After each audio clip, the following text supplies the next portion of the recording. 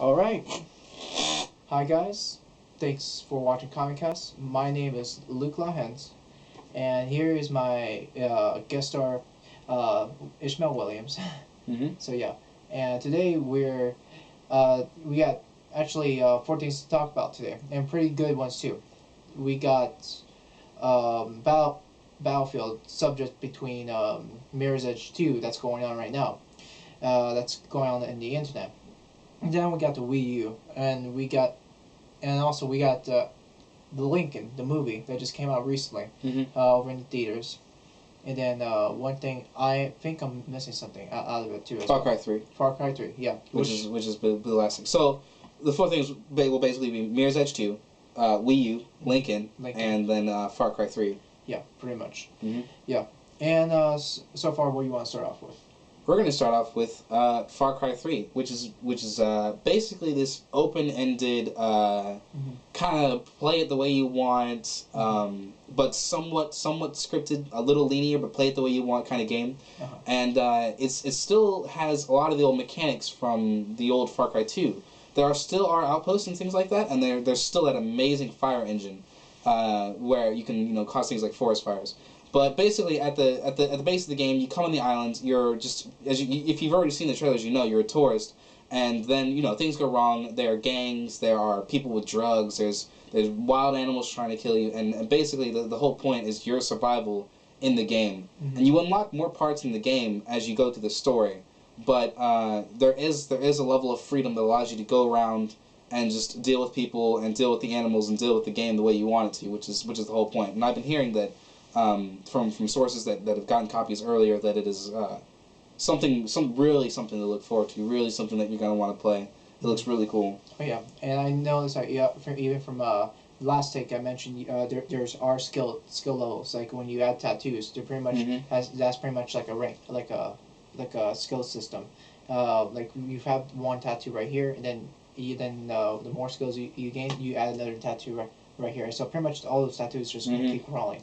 Right from. By the time you're fully ranked up, you've got this really awesome tattoo going down the side of your arm, and it's basically what all your skills are supposed to be.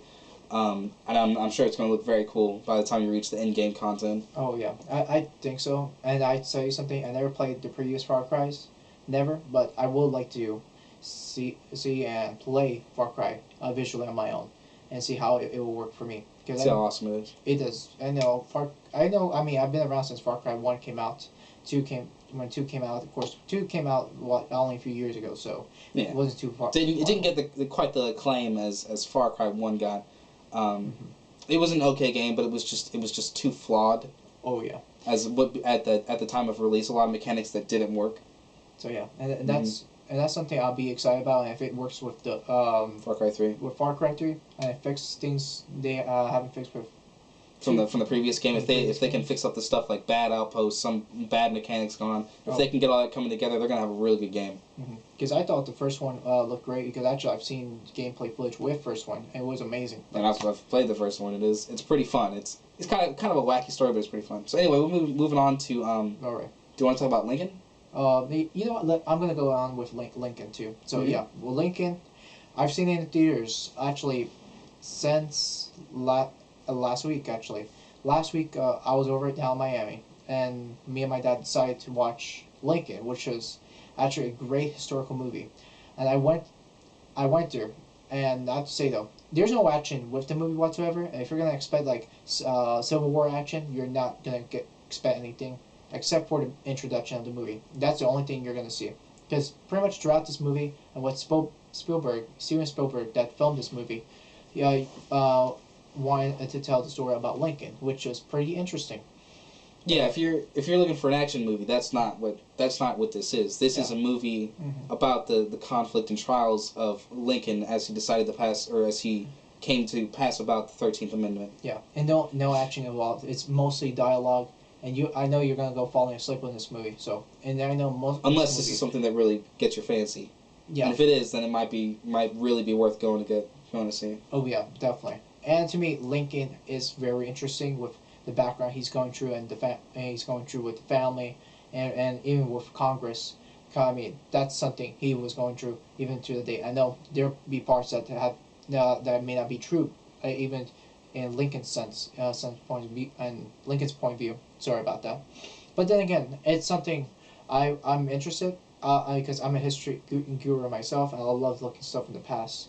But if you are, that'll be great. And to me, I would recommend it to you because I'll know if you will sit down through the dialogue. I don't know. Yeah, I mean, I'm of course I'm interested. I would like to see it, but I'm not sure I could spill the $12 myself. I'm not sure. I know that you enjoyed it, and I just don't have enough money. Like I don't know. It's really hard, being, pre-college when you need all that money.